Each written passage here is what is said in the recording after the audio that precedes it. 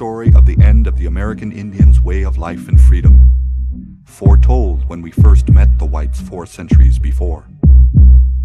Along with their guns and disease, the Europeans brought hearts formed on conquest and fortunes built on ownership of the earth. They could not understand the Indian, who lived upon the world, taking life from it as the birds of the forest. After the whites drew their lines on paper, and so made their new country, our lands were trampled under the feet of immigrants more plentiful than the buffalo. The mighty nations of the East were rubbed out, leaving only their names on the white man's maps. By the white man's year of 1861, there were 31 million Europeans on our soil. Their Pony Express raced from St. Louis to Sacramento in the passing of only 10 days, and the talking wires were strung across our lands. The time had come to face the vanishing of our world. Many went quietly to the reservations, yet some chose to fight, even in the face of so many foes with such ferocious weapons. And so to our people the last great leaders rose, to take our people to safety or to steal our arms in striking back. Crazy Horse was a quiet man, but very brave and courageous. He lived in a time when war was necessary to protect the very existence of his people and his family. Chief Joseph was the diplomat of the Nez Perce Nation, a great heart who always spoke for peace. He tried to lead our people to another place where they could live in our way, but at the end, his heart and spirit were broken. Geronimo was a great medicine man, whose magic allowed him to hide from the armies of 2 nations. When his people were pursued, they would run deep into the canyons and turn themselves into a rock, a tree, or a cactus. That's how strong Geronimo's power and medicine were. Quanah Parker realized we were in a time of change. He knew that warfare no longer worked for his people. So he made the transition to being a statesman, and he chose to walk the path between 2 worlds. This is the story of these last great leaders and their peoples, at the end of our time of freedom on this earth.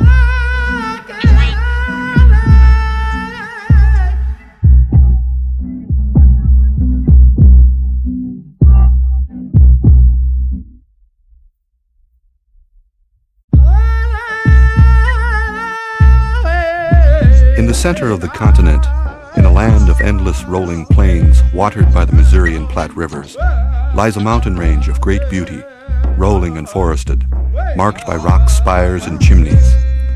This is Haisapa, known to the non-Indians as the Black Hills of South Dakota. They are the sacred heart of the Lakota Nation, the heart of our mother, the earth. Our warriors would journey to Haisapa to commune with the Great Spirit, to seek visions, receive their powers, and better understand our life. Close by these sacred hills, along Rapid Creek, a boy was born to the Ogallala Lakota in the white man's year of 1851. He would grow to be one of the last great leaders in the years when our people roamed free, earning in battle the name Crazy Horse. He was born to a family of holy men who possessed the power to see ahead of the next moon and into the future. His father taught him to be a good hunter and to put the needs of his relatives ahead of his own. But as he came to manhood, the shadow of the white settler was falling across our lands. They made a road along the Platte River to carry their people to California and Oregon. We signed a treaty promising to let these settlers pass and called their path the Holy Road for our promise to protect it. But the many whites who traveled along the road made war certain, and one day this youth would witness the murder of an elder at the hands of a drunken army officer. It was then the 12-year-old rode away from his camp in anger, following the path of all Lakota youth who retreat alone without food or water to seek the guidance of Wakantanka, the Great Spirit. But this youth sought something more, and he prayed to Wakantanka for a vision to guide him as a war chief against the intruders. After 3 days the vision came, his own pony riding high above him, changing colors as it climbed into the sky. Its rider wore plain leggings with no war paint. A single feather adorned his hair, and a small stone was tied beneath his arm. The rider told this boy truths, spoken straight into his heart without words. He saw the warrior ride through bullets and arrows, and it seemed his power was without limit. But at the end of the vision, his own people held him back. The boy returned to camp and told his father of his dream. When he passed a few more years, the young man joined a raid against a band of Arapaho traveling with many horses. Spurred by his vision, he rode into the arrows and bullets without fear, counting coup once, then twice, then a third time as his friends cheered. His father walked through the village singing a song of triumph. Chinkshiwaeki chajetrechawakodo, chajeki at kukutawakina, mihunka. Isha tashunke witko echiapiksa eprelo. The times of peace ended when the Cheyenne sent troubling news from the south. White soldiers had massacred the people of Black Kettle's band, striking them like cowards as they slept along the banks of Sand Creek. Crazy Horse heard of graves with their man parts cut off, women scalped between their legs, and the skins handed about in the whiskey houses of Denver. And he heard of mothers with their bellies cut open and their babies ripped out beside them in the snow. Crazy Horse walked off into the cold hills of winter, once again praying for a sign. He saw an eagle soaring over the trees, which in an instant was gone. Only a broken feather drifted to the ground. Now it was war for our people, a war for survival. In the spring of 1865, the whites turned their faces from their great war against their brothers and looked now as a nation towards our land. Settlers poured into our country like a swarm of locusts. The gold which drove them mad was discovered in Montana, and their president asked permission for men to travel along the Bozeman Trail. The bands met to consider this, but even before they could answer, a colonel named Carrington arrived with orders to build forts. The Lakota were outraged and vowed to prevent this. At Fort Phil Kearny, they followed the wood-hauling party and picked them off one by one. A young captain named Fetterman boasted his contempt for the Lakota and begged Colonel Carrington to let him protect the wood train. With a company of men, he said, I could ride through the entire Sioux Nation. He was allowed to go, but ordered not to pursue the Indians beyond Log Trail Ridge. Felled by his pride, Fetterman was lured by Crazy Horse across the ridge, where Chief Red Cloud and hundreds of warriors emerged from their hiding places, and arrows fell like rain on the foot soldiers. In 40 minutes, the last of the cavalry had fallen. Up to that time, the Fetterman defeat was the worst the Army had suffered in its campaign against the Indians of the Plains. An embarrassed government recalled Carrington, and a peace commission was sent from Washington to Fort Laramie. General William Tecumseh Sherman abandoned the U.S. forts on the Powder River, and our people triumphantly set the forts ablaze as the troops marched away. But peace was short-lived, and the government soon stopped all trade with Indians except at agencies to be set up along the Missouri River. His people starving, Red Cloud agreed to move, but Crazy Horse refused, and the two chiefs parted in anger. Washington viewed Hesapa as worthless and promised them to us forever in the Treaty of 1868. But 6 years later, Lieutenant Colonel George Armstrong Custer led an expedition into the heart of our sacred Hesapa. Within a month, Custer was crowing to the press that the hills were filled with gold from the grassroots down. Soon, gold-crazy whites were prospecting in the Black Hills in violation of the treaty. Alarmed by the flow of prospectors into our land, the Lakota made strong protests to the Great Father. President Grant's response was to send out a commission to negotiate the purchase of the Black Hills. But Spotted Tail spoke for all the Lakota, saying, the Black Hills are not for lease or for sale. So Grant ordered all the Lakota to return to the agencies or be brought in by force. Sitting Bull and Crazy Horse called the order a joke and prepared for the battle they knew would come. They were joined by the other bands of Lakota and Cheyenne until they numbered 5,000, and they moved to the banks of the Rosebud to hold a Sundance. 50 skin offerings were made to each of Sitting Bull's arms, and his blood flowed as he began to dance. After 3 days, a vision came. I saw soldiers and some Indians on horseback coming down like grasshoppers with their heads down and their hats falling off. They were falling right into our camp. When the bands moved on to the valley of the Little Bighorn, their numbers increased. At dawn on June 25, 1876, Custer's scouts looked down into the Little Bighorn Valley and saw the Lakota camp stretching out to the horizon. Custer ordered the bugle blown and told his officers, "The largest Indian camp on the North American continent is ahead, and I am going to attack it." Major Reno was to lead a cavalry charge from the south, and Custer would then surprise the camp from the north. But Reno's attack failed. Two Moon said afterward, "I saw the soldiers fall back and drop into the riverbed like buffalo fleeing." Our warriors did not pursue. They knew Custer was circling to the north. Crazy Horse raced through the camp, calling 1,000 braves to their ponies with the cry, "Hokka hey! This is a good day to die!" Two Moon recalled, "The shooting was quick, pop, pop, pop, very fast. We circled all around it, swirling like water around a stone. We shoot, we ride fast, we shoot again." In 20 minutes, Custer and his men were wiped out. After the battle, the nation split up and moved south, hoping the army would now finally leave them alone. But news of the great defeat reached the east as the whites were celebrating the first 100 years of their country's foundation on our lands. All-out war against the Lakota was declared, and General Sherman proclaimed that all the reservation Lakota were now prisoners of war. A new commission was sent to Fort Robinson, and the Haisapa were now illegally taken away. Sitting Bull decided to seek refuge in Canada. Crazy Horse moved his camp near the Haisapa.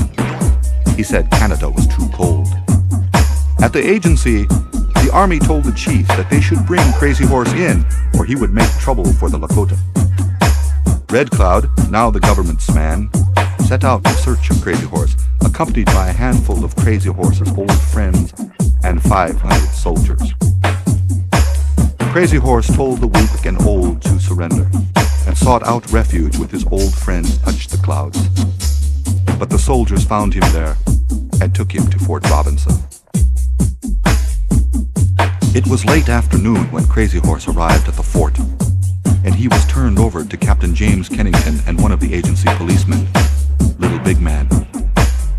Now, that first vision of his youth returned to him, where the warrior's own people held him back. Jerking him by the arm to the guardhouse, Little Big Man said, "Come along. You are a man of no fight. You are a coward." Seeing the barred windows, Crazy Horse slashed at Little Big Man with a knife he'd hidden in his shirt. A soldier thrust his bayonet deep into Crazy Horse's back, and he fell panting. "Let me go, my friends. You have got me hurt enough." Touch the Clouds took him to the post headquarters and laid him on the floor. And to his father, who now stood beside him, Crazy Horse whispered, "I am bad hurt. Tell the people it is no use to depend on me anymore now." Crazy Horse's parents took his pierced body and in the traditional way erected a burial scaffold in the valley of Wounded Knee Creek, in a secret place that will always remain unknown.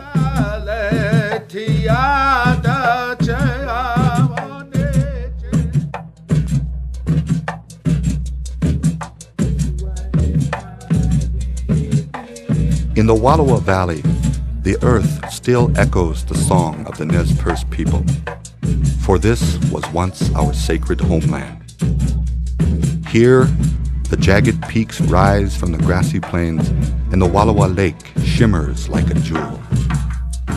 This is the land where our great Chief Joseph's father, Tuakakas, lies buried. Before his death, Tuakakas told his young son, "A few years more, and the white men will be all around you. They have their eyes on this land. This country holds your father's body. Never sell the bones of your father and your mother. This is the story of Chief Joseph and the proud Nez Perce Indians, whose 1,400-mile journey across the wildest land on the continent set their names and legend forever. Chased by U.S. troops, our people raced one step ahead of the best generals of the white man's army for 3 months. But we could not outrun our enemies forever. And at the end, Chief Joseph lay down his gun, his heart sad and his strength broken, and said, "I will fight no more forever." White men first saw our valley in 1805, when Lewis and Clark came out of the forest into a Nez Perce village.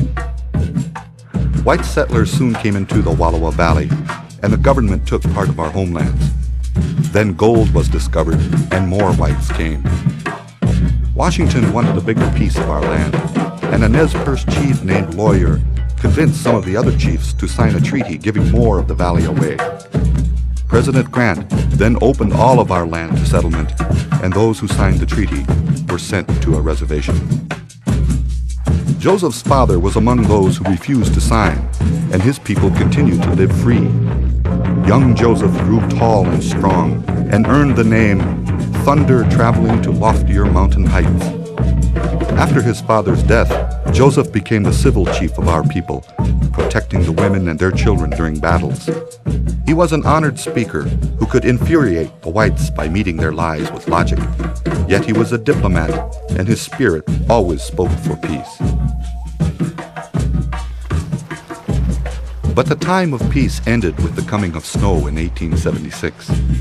2 whites killed a Nez Perce boy for supposedly stealing a horse, and the government demanded that all Nez Perce report to the reservation. They said the order was for our own safety.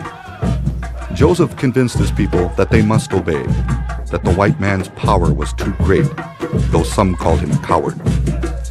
"It is better to live at peace," said Joseph, "than to begin a war and lie dead." But before they could reach the reservation, a band of Nez Perce, led by a warrior whose father had been killed by whites, rode out to attack farms along the Salmon River. 4 whites were killed. The Nez Perce knew the whites would strike back, and Joseph pleaded for the people to talk peace with General Howard at Fort Lapwai. But the terrified people fled south to hide in Whitebird Canyon. And so began the great journey of the Nez Perce people. General Howard knew he must subdue the Nez Perce if he was to save his career, and so he dispatched a company of bluecoats to find them. Nez Perce scouts spotted the troops as they approached the canyon. Shooting broke out, and the warriors fired at the soldiers from all directions. In minutes, a full third of the Army command was killed, and the Nez Perce captured 63 Army rifles, a treasure beyond counting. Howard and the white settlers were stunned. The settlers barricaded themselves in the towns of Grangeville and Cottonwood, and Howard set out in pursuit with reinforcements from the east. Howard's greatest fears were realized when he reached the treacherous Salmon River and saw that Joseph and the Nez Perce had crossed over and disappeared into the wilds of Idaho. The Nez Perce now knew the whites would never make peace.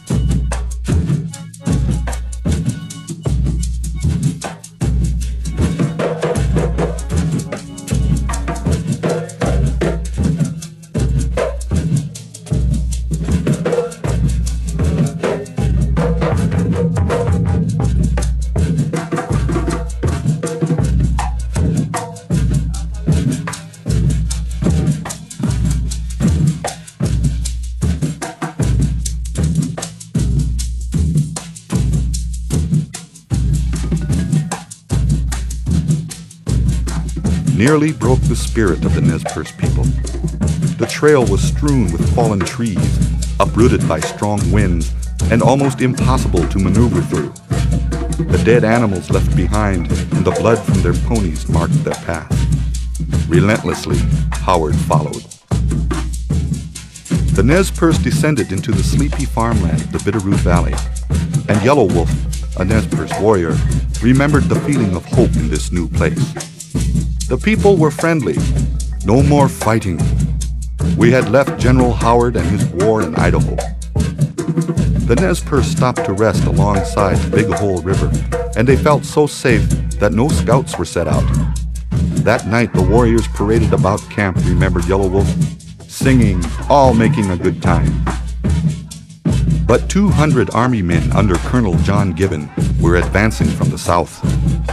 Early on the morning of August 8th, they surprised the sleeping Nez Perce village, shooting and clubbing everyone in sight. Whitebird called out to his people, "Are we going to run into the mountains and let the whites kill our women and children before our eyes? It is better that we should be killed fighting." Sheltered by willows along the riverbank, the warriors fired back. When Gibbon was wounded, his bugler signaled retreat, and the Nez Perce gave chase with Whitebird's words singing in their ears. Joseph gathered the dead and wounded, and Red Elk remembered. They all cried when they saw what had been done. Boys, girls, women, and children, and men who had no guns lay scattered among dead soldiers, burned teepees, and bedding. Nearly 100 of our people died that day, and Joseph led the people on in mourning, driving their horses before them. Now the people decided to flee to Canada and join Sitting Bull's Hunkpapa, who were living peacefully there. General Howard was again pressing hard behind them, so a party dropped back and stampeded the Army's pack animals. The stalled troops were in despair. One of Howard's soldiers wrote, "Everyone is sick and tired of a fruitless pursuit of these Indians. A great many think Howard is guilty of folly of the gravest kind." General Sherman, head of the U.S. Army, wired to Howard, "If you are tired, give the command to some energetic officer." Humiliated, Howard vowed to move faster. The Nez Perce crossed the Continental Divide and rode down into the newly created Yellowstone National Park, where they took several tourists hostage. These hostages were soon released. Now from the east came more bluecoats to block the Nez Perce exit from the park. But Joseph's people slipped out of Yellowstone through a seemingly impassable canyon. At Canyon Creek in Montana, they were attacked by 300 soldiers. While the warriors held them off, Joseph and the others again escaped. The Nez Perce pressed on across Badlands and prairie to the Bear Paw Mountains. 42 miles from the Canadian border, they stopped to rest, and Looking Glass told his people they had finally outrun the army. One warrior rose to tell of a troubling dream. "I saw mingled blood on the running water, and smoke-darkened air. These signs I understood, and knew we would be very soon attacked." But the exhausted Nez Perce could travel no further, and they made camp in a hollow near the Bear Paw Mountains. On the morning of September 30th, 600 bluecoats came down upon them from the east, led by Colonel Nelson Miles. The Nez Perce awoke to discover that they were trapped. Yellow Wolf remembered, "On the highest bluff, our scouts circled about and waved the blanket signal. Enemies right on us. Soon the attack." Those in the village held the attackers off with guns, while Joseph and a small band tried to guard the horses. After more bluecoats stampeded the herd, Joseph crawled back to camp to discover that many had been killed, including Joseph's beloved brother, Olcott. Miles laid siege to the camp, and our people dug shelters in the sides of a hollow. 5 inches of snow fell over the exhausted, wounded, and starving Nez Perce, and the bitter days passed in agony. On October 4th, Howard arrived, and the Crow Scouts carried the Nez Perce an offer from the general. If Joseph and his people surrendered, they would be allowed to return to Lapwai. A final council was held. Looking Glass and Whitebird argued against surrender, but Joseph wanted an end to the running and fighting. He pointed to his starving people and said, "For myself, I do not care. It is for them I'm going to surrender." As the council broke, an army sniper's bullet struck Looking Glass in the head, and the people's hopes died with him. Chief Joseph rode out for the last time as a free man. Handing his rifle to Miles, he said proudly, "I am tired of fighting. Hear me, my chiefs. I am tired. My heart is sick and sad. From where the sun now stands, I will fight no more forever." But the government again broke its promise to return our people to Lapwai, and instead shipped them by flatboat to prison in Leavenworth, Kansas, and then on to the desolate Indian Territory in what is now Oklahoma. Sympathetic whites pressed the government to return our people to the Northwest. After 8 years, Joseph and his people were sent to the Colville Reservation in central Washington, many miles from the Wallowa Valley, where the bones of their ancestors lay buried.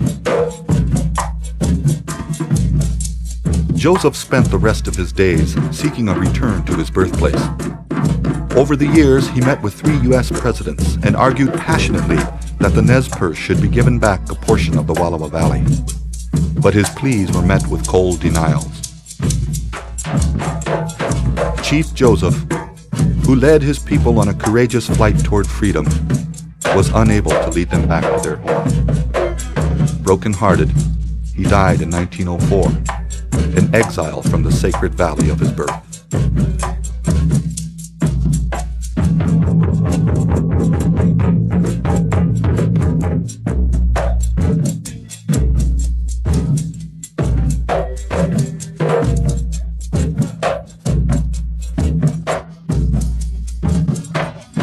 In the shadow of the giant mountains in the great Southwest lies the spiritual home of the Chiricahua Apaches.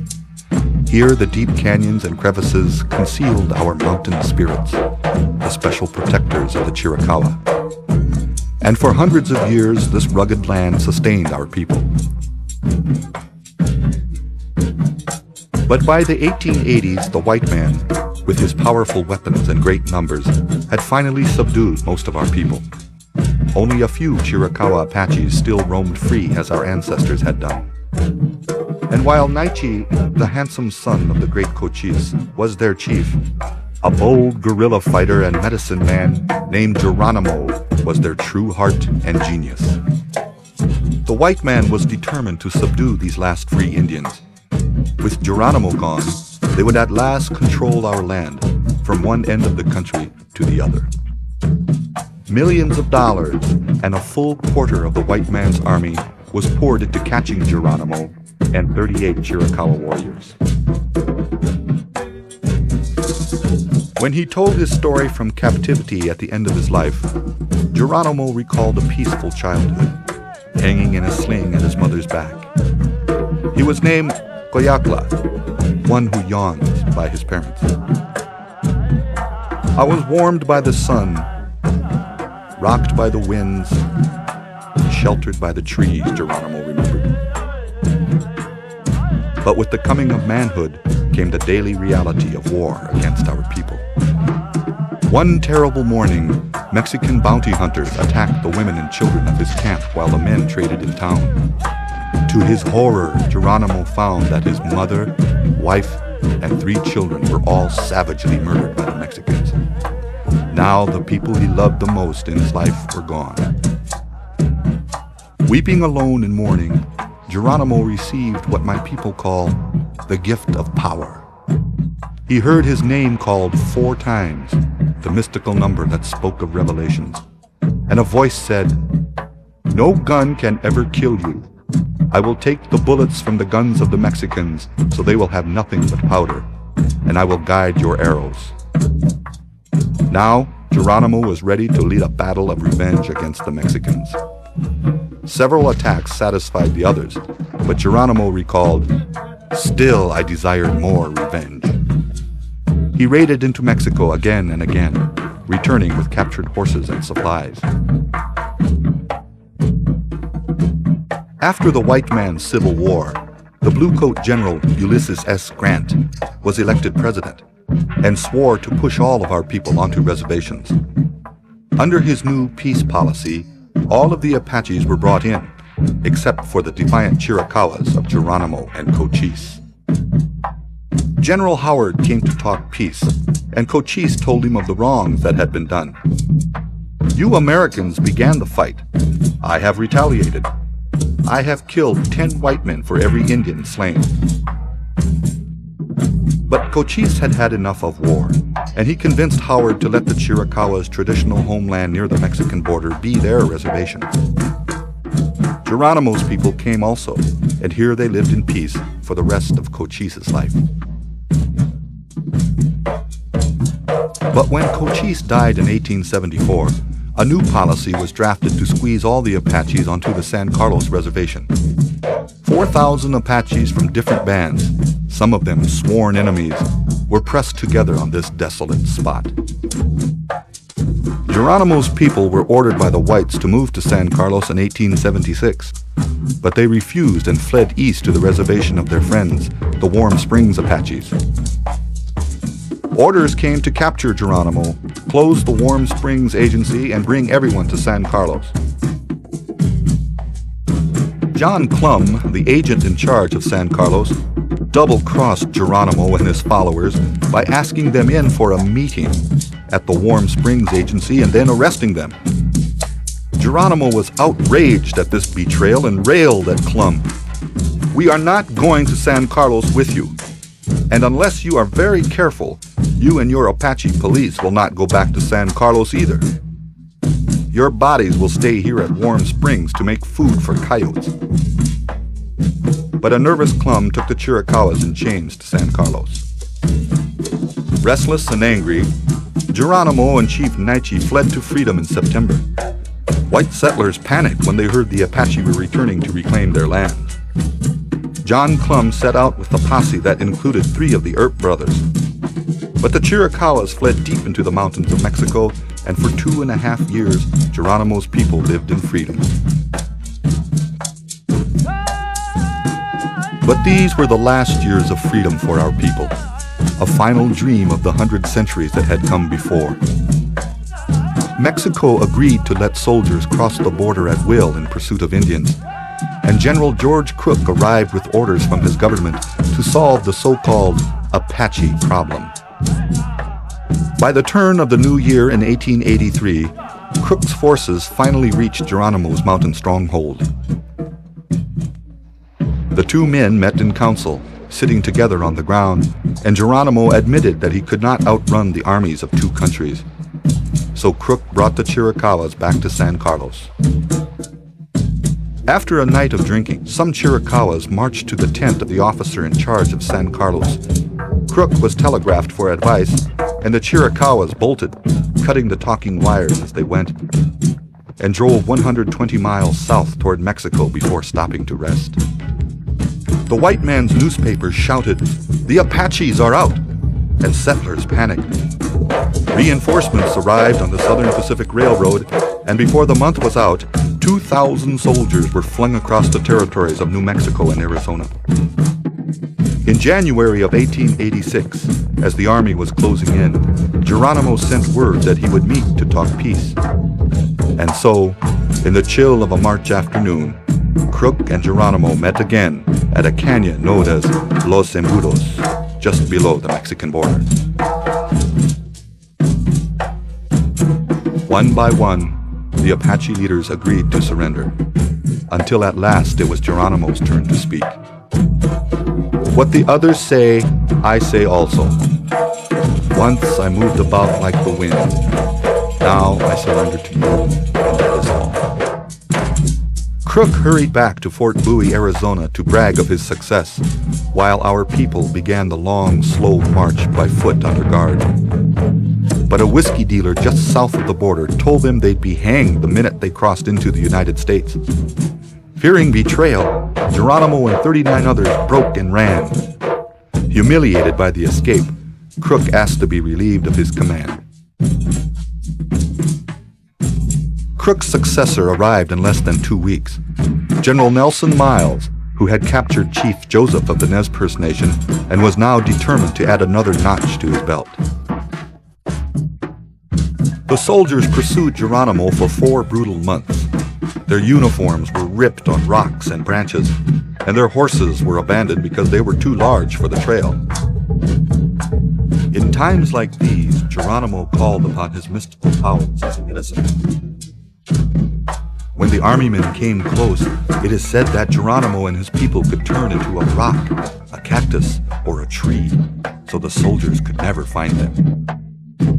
Rumors spread that Geronimo was talking surrender with the Mexicans. Miles was livid at the possibility that he might lose his prize to someone else. Finally, he dispatched a lieutenant named Charles Gatewood, the only man in his command who knew Geronimo personally, to win surrender. Indian scouts led Gatewood's soldiers into Mexico under a flag of truce. There, the scouts arranged a meeting with Geronimo. Then, Lieutenant Gatewood gave Geronimo and his people news that left their hearts and spirits broken. The warriors' wives and children were at that moment being shipped from the San Carlos Reservation to exile in Florida. Sadly, Geronimo said he would lay down his arms, but only to General Miles, in person. Miles agreed to meet Geronimo at Skeleton Canyon just north of the Mexican border. There, Geronimo surrendered for the fourth and final time on September 3rd of 1886. For the Chiricahua Apache, this was a solemn ceremony. Geronimo remembered, "We stood between his troopers and my warriors. We placed a large stone on the blanket before us. Our treaty was made by this stone, and it was to last till the stone should crumble to dust." Once back at Fort Bowie, the Chiricahua were put aboard trains. The women and children were taken to Fort Marion in St. Augustine, Florida, and the men were sent to Fort Pickens, an abandoned fort on an island off the coast. But within 6 months, the warriors were reunited with their families, though many of their children had been sent to Carlisle Indian School in Pennsylvania, where many died from tuberculosis. The downhearted Apaches were moved to Alabama, where they spent 6 bleak years as prisoners of war. 8 years after Geronimo's surrender, the surviving Chiricahua prisoners were taken back west to Fort Sill, Oklahoma. There, Geronimo passed his waning years 700 miles from his home, growing melons and talking with newspaper reporters. At the age of 80, he attended the 1904 St. Louis World's Fair, where he sold bows and arrows and photographs of himself. He rode in Teddy Roosevelt's inaugural parade, afterward meeting with the president himself. There, he pleaded for the only thing that had ever meant anything to the Apache. He asked for freedom. Great Father, other Indians have homes where they can live and be happy. I and my people have no homes. I pray to you to cut the ropes and make me free. Let me die in my own country, an old man who has been punished enough and is free. Roosevelt listened politely, but gave no answer. Geronimo visited the National Cemetery in Arlington and stood over the graves of his old adversaries, Crook and Gatewood. Then he was sent back to exile in Oklahoma. Geronimo, the great medicine man and bold guerrilla warrior, died in February of 1909, never able to visit the mountain fastness of his homeland again. His name and image will be forever engraved in our memories. History remembers Geronimo as a great leader and warrior, but to his people, he was the heart and soul of a nation.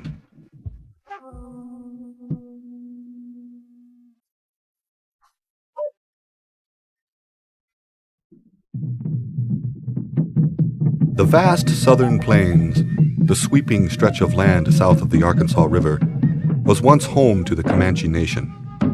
Here the land seemed to stretch out to infinity, and my people stood as specks of dust before it. Since time beyond memory, the Comanche defended this land, first from the Spanish invaders who came north from Mexico, and later from the great river of settlers flowing from the east. Against the Spanish we were victorious, but the flood of whites we could not resist.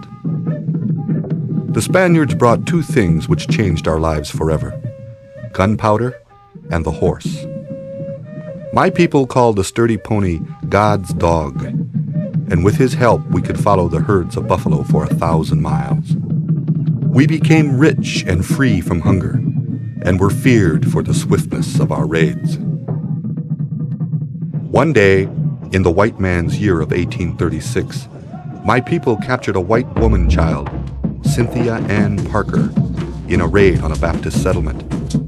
Later, she was wed to our chief, Pita Nakona, and to their union was born one of our greatest leaders. Cynthia Ann was recaptured by Texas Rangers at the age of 35 and returned to her parents. But many times she stole horses to try to return to her beloved Comanche people. And finally, broken-hearted, she starved herself to death in 1870. But the baby boy she named Quanah, or Fragrant, lived on among the Comanches in the untamed panhandle of Texas. He was given the name Eagle by his father, and his 17th summer found him tall and skilled in the ways of the hunter. His forceful personality was winning him a role as a leader of his people, and in his heart ran blood which would bear him between two colliding worlds, that of the Indian and of the white man. But for now, Quanah was entirely Comanche in his hatred for the whites who stole his people's land and destroyed their life's blood, the buffalo. By the 1860s, settlers were pushing the Comanches off their own land, and so Comanche raids increased in fury. As the air turned cold in the year of 1867, the whites called a final council of the Plains Indian tribes at Medicine Lodge Creek. A treaty was made there where the tribes agreed to give up most of their land in exchange for money and farming tools to get started on the white way. The Medicine Lodge Treaty was mistrusted by the Comanches, but the tribes signed the white man's papers, except for a few defiant Comanches, including the Cahuates band of young Quanah. While the signers were to report to a new agency at Fort Sill, Oklahoma, the rebels vowed to live on in freedom. In the spring of 1871, our warriors attacked a wagon train right under the nose of William Tecumseh Sherman, the supreme commander of the army, who was on a visit to the west. Sherman was outraged and vowed to subdue the Comanche. With the aid of Tonkawa Indian scouts, a colonel named Ranald Mackenzie tracked Quanah's people to a remote canyon. But Quanah skillfully led his people out of the canyon, and they slipped north onto the vast staked plains of West Texas, their provisions running low as the snows began falling. By the next spring, Quanah and his people were starving and desperate. And then another tragedy struck. The buffalo failed to return. The warriors watched the horizon for the endless black herds that had come without fail for 1,000 years, but saw nothing. It seemed the white man was choking off the Indian world and all the living things in it. At this dark hour, a Messiah named Isatai came to the Comanche and proclaimed, "Those white men can't shoot you. With my medicine I will stop all their guns. You will wipe them out." He called a sun dance to make a medicine that would push the hated whites from our lands. Their first target was a camp of buffalo hunters at Adobe Walls in the Texas Panhandle. Isatai watched from a hillside as the emboldened Comanches charged straight into the heart of the camp. But his new medicine was empty, and many warriors were shot out of their saddles to fall in the dust. And the buffalo hunters had their own new magic, the powerful large-bore guns that had cut down the buffalo herds. 9 warriors were killed that day, and only 3 of the white hunters. This was a spiritual blow to Quanah Parker and his people. Even worse, it called down the full fury of the U.S. Army. As winter again approached, Colonel Mackenzie tracked Quanah's band to the Palo Duro Canyon. Most of the Comanches escaped, but 1,500 horses were seized, which Mackenzie ordered slaughtered. Quanah's people could hear the screams of the ponies as they fled up the canyon. The whites had taken Comanche land, and now were destroying the horses that were such a vital part of their lives. The Comanches barely scraped through the winter, and in the spring, Quanah Parker came in to surrender. He said, "I came into Fort Sill. No ride me in like horse, or lead me by halter like cow. I fought. With surrender came the end of freedom and the beginning of the dark years of the reservation. Rations were short, and the land was poor. Finally, the reservation agent proposed that the Comanche take up ranching instead, and so the government bought them cattle with the treaty money. The ways of the prairie were of little use now, and Quanah Parker called on the other half of his heritage.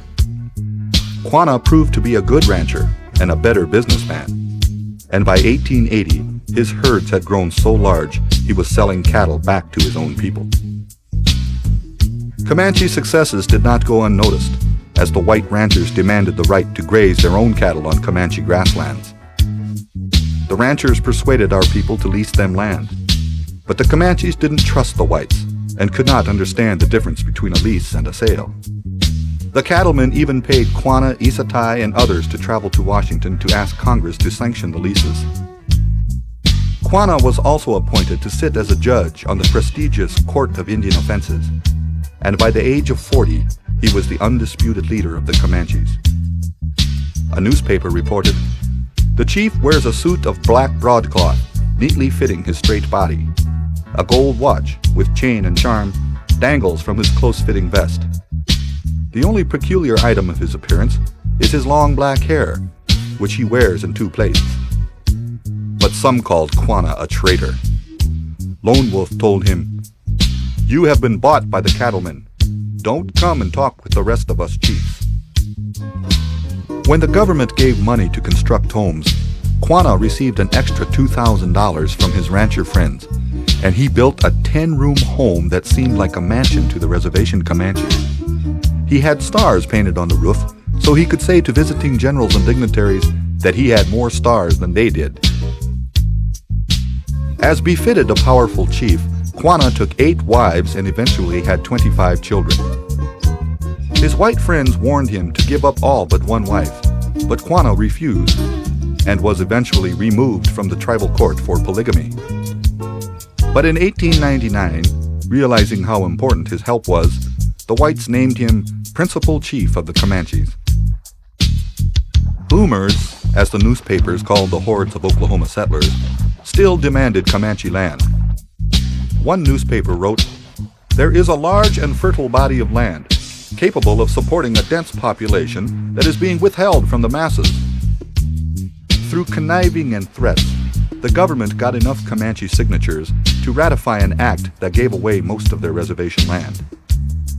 Through Quanah's skill as a bargainer, he was able to save a portion of communal land, but the result was a land stampede. Days after the legislation was ratified, 3,000 whites were squatting on the Comanche reservation, and a year later, 50,000 settlers were roaming about, scouting for the best homesteads. In 1905, Teddy Roosevelt asked Quanah and other chiefs, including Geronimo, to ride in his inaugural parade in Washington. Roosevelt visited Quanah a few weeks later while hunting in Oklahoma, and there, Quanah convinced Roosevelt of the unfairness of policies which robbed his people of their land. In 1906, despite Roosevelt's objections, Congress drafted a bill for the sale of the Comanche's last communal land.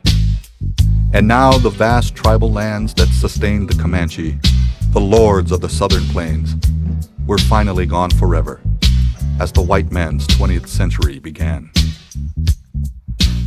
With each passing year, Quanah became more of a celebrity. He hosted powwows and appeared in 4th of July parades dressed in Comanche finery. In 1908, he played a cameo role in one of the early motion pictures. In flickering shadows across the nation, the chief of the Comanche could be seen in The Bank Robbery, riding up to a bank on horseback and joining a posse to capture a band of robbers. A little Texas town that sprang up at the end of a rail line was named in his honor, and at the dedication in 1910, he said, "May the Great Spirit always smile on your new town." But 1 year later, Quanah fell ill, and his search for a cure, as in all else, led him on a path between two worlds.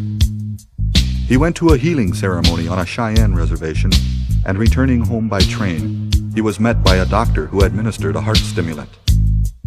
When his condition worsened, his family called a shaman to be with him in his last moments. The shaman raised his arms and called, "Father in heaven, this, our brother, is coming." Then the shaman flapped his arms and sounded the eagle's call.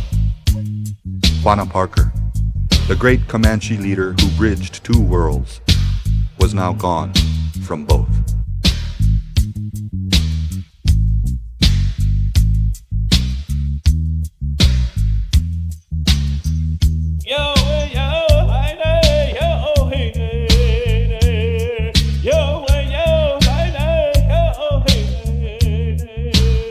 These are the stories of a people who stood defiantly as their world was swallowed, the old world becoming as a dream, and another rushing in to fill its place.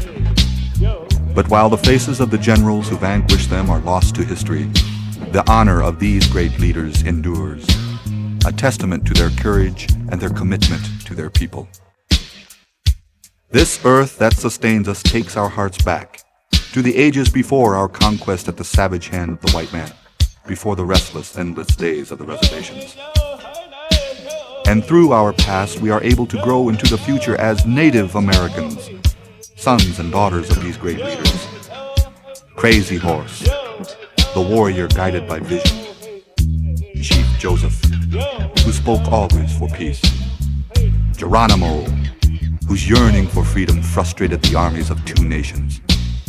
And Quanah Parker, who danced between two worlds and won at the white man's own game. Their feats are like the signal fires which once burned on the cliffs above the great rivers, calling to those who come after. They are set in our minds forever.